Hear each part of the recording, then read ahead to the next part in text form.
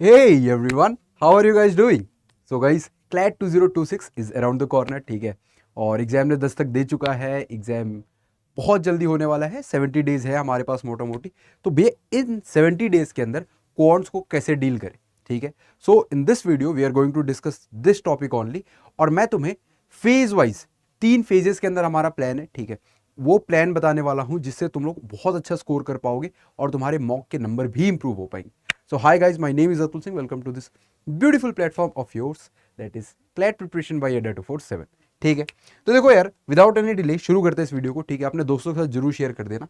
हम लोग इस वीडियो के अंदर क्या क्या डिस्कस करने वाले हैं, पहले तो रोड मैप, फिर बच्चे कुछ प्रॉब्लम फेस करते हैं, ठीक है, तो उन प्रॉब्लम्स के बारे में डिस्कस करेंगे, स्टडी प्लान को डिस्कस करेंगे, और जो भी तुम्हारे लास्ट में डाउट रहेंगे उनको भी डिस्कस करेंगे, ठीक है। पहले समझो यार, क्लैट के एग्जाम को समझना ज़्यादा इंपॉर्टेंट है, उसका जो क्वांट्स का सेक्शन है उसको समझना ज़्यादा इंपॉर्टेंट है, ठीक है। अगर तुम देखोगे तो यार यहाँ पे कोई हाई लेवल की मैथ्स नहीं आती, ठीक है। It is very easy conceptual mathematics, है ना। अगर तुम्हें बेसिक आता है तो तुम क्वांट को बहुत अच्छे से टैकल कर सकते हो। अगर तुम्हें बेसिक मैथमेटिक्स आती है, एप्लीकेशंस आते हैं मैथमेटिक्स के। अगर परसेंटेज पढ़ रहे हो तो परसेंटेज के 5 बेसिक रूल होते हैं, वो रूल्स पता होने चाहिए, वो कैसे अप्लाई होंगे बस ये पता होने चाहिए।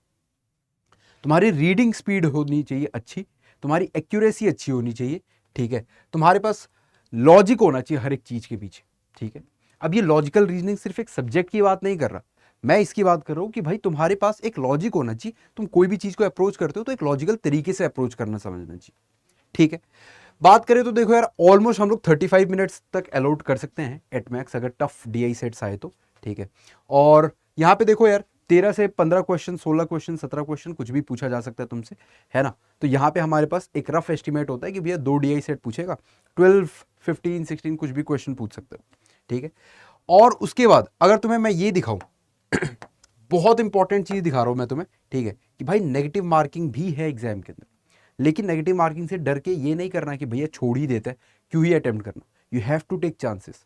क्यों? क्योंकि तुम्हारे अंदर लॉजिकल रीजनिंग है, तुम्हारे दिमाग थोड़ा सा काम करना चाहिए, ठीक है। शुरू करते हैं, है ना। तो देखो यार, फेज 1 हमारा बिल्डिंग फेज होने वाला है, जिसके अंदर हम लोग चीज़ों को, फाउंडेशन को बिल्ड कर रहे हैं, ठीक है। ये हमारा वीक 1 से लेके वीक 2 तक होगा, जहां पे हम लोग कोर अर्थमेटिक को सीखेंगे, ratio, proportion, average, profit loss, percentage, ये सारी टॉपिक्स को बहुत अच्छे से कंप्लीट करना है। CISI, time speed distance, time and work, ये सारे ही टॉपिक्स को। उसके बाद वीक 3 के अंदर हमें करना है मॉडर्न मैथमेटिक्स और डेटा हैंडलिंग। डेटा हैंडलिंग क्या होता है? डेटा हैंडलिंग बेसिकली बहुत सारे नंबर्स होते हैं ना, तो कई बार हमारा दिमाग काम करना बंद कर देता है, ठीक है। सो वी शुड नो कि भाई हाँ यार, ये जितना भी डेटा है इसको इस तरीके से अरेंज करेंगे, फिर उसको हम लोग उस तरीके से यूज़ करने वाले हैं। तो ये सारी चीज़ें तुम्हें समझ में आनी चाहिए, ठीक है। तो डेटा हैंडलिंग के टाइम पे क्या करना है तुम्हें, कि भाई एक DI सेट पढ़ा, उसके डेटा को कैसे मैं अपने तरीके से रिप्रेजेंट करूंगा, सो दैट जब मुझे जिस स्पेसिफिक इन्फॉर्मेशन की जरूरत हो, वो स्पेसिफिक इन्फॉर्मेशन मुझे उसी टाइम मिल जाए, ठीक है। तो यहाँ पे हम लोग डेटा हैंडलिंग को भी सीख रहे होंगे। Mensuration, data interpretation, basic statistics, ये सारी चीज़ें कंप्लीट करने के बाद एलिमेंट्री मैथ्स और रिवीजन के ऊपर आ जाओ, ठीक है। थोड़ा सा नंबर सिस्टम सिंप्लीफिकेशन वगैरह कर लिया, सो दैट जब तुम लोग क्वेश्चन सॉल्व कर रहे हो ना, तो ये चीज़ तुम्हें फास्ट करे, स्पीड इंक्रीज करे तुम्हारी, ठीक है। और रिवीजन को भी यहाँ पे कंप्लीट करना है। डेली एक्शंस ये होने वाले हैं कि भाई कॉन्सेप्ट प्लस फॉर्मुलास दोनों कवर करना है, क्वेश्चंस लगाने, प्रैक्टिस क्वेश्चंस, ठीक है। हमारी जज्बा सीरीज है, उसमें भी हम लोग सेम तरीके से फॉलो कर रहे हैं। उसके बाद हमारी जो पेड कोर्सेज है उसके अंदर तो ऑब्वियसली इससे ज़्यादा इंटेंस तरीके से फॉलो कर रहे हैं, है ना। यहाँ पे हमें 20 से 25 प्रॉब्लम पर टॉपिक लगाने हैं मिनिमम, ठीक है। जैसे परसेंटेज पढ़ लिया तो 30 क्वेश्चन के आसपास परसेंटेज का लगाओ, so that you are very good at percentage, ठीक है। कि हाँ भाई ठीक है, 5 बेसिक रूल थे, पांचों बेसिक रूल में मैंने क्वेश्चंस लगा रखे, now I know the concepts, ठीक है।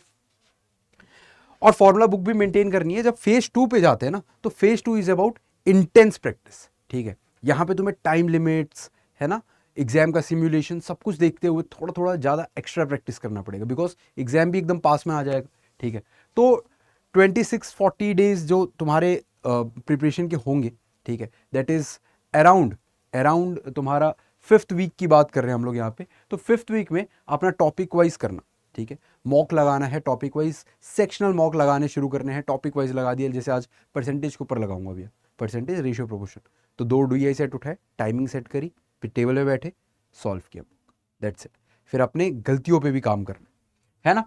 उसके बाद देखो यार, यहाँ पे सेक्शनल टेस्ट जब लगा रहे हो ना सेक्शनल टेस्ट, तो तुम्हें समझना पड़ेगा कि उससे पहले तुम्हारे पास स्पीड आ जानी चाहिए, वरना सेक्शनल टेस्ट में बहुत ज़्यादा डीमोटिवेट हो जाओगे। रीज़न बीइंग 30 मिनट में तुम्हें 2 DI सेट कंप्लीट करने हैं, बट तुम कर ही नहीं पाओगे।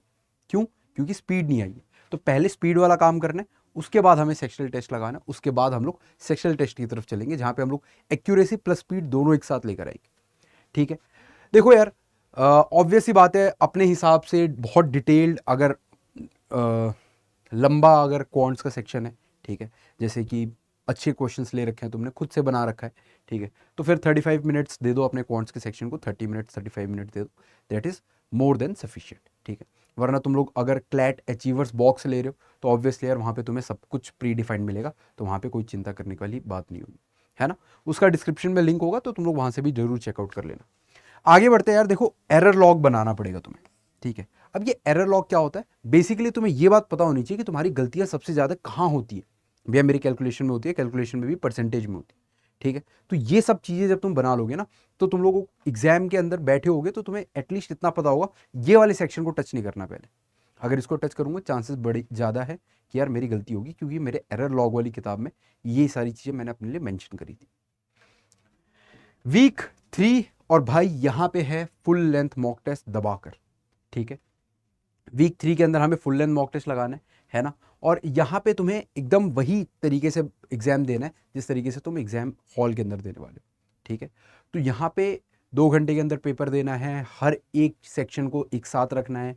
ठीक है, ट्राई करना है कि 2 घंटे में उठना नहीं है, बीच में पानी नहीं पीना ज़्यादा। ठीक है, इस तरीके से मतलब सब कुछ यहाँ पे तुम्हें फॉलो करना पड़ेगा।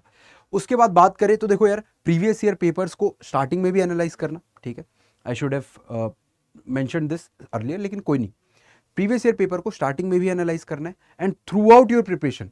हाँ ठीक है, एक हफ्ता हो गया प्रिपरेशन का, एक और बार प्रीवियस ईयर एनालाइज किया, फिर एक और बार किया, तो थ्रू आउट योर प्रिपरेशन करना है, लेकिन यहाँ पे एज अ मॉक सिमुलेशन देना है तुम्हें। ठीक है, जो प्रीवियस ईयर पेपर हो, सो दैट तुम एग्जैक्टली मतलब ऐसा हो गया अगर कि यार देखो कंसोर्शियम आके खुद तुम्हें एक पेपर बना के दे रहा है कि भाई ये मॉक देकर देखो कैसे नंबर आ रहे हैं।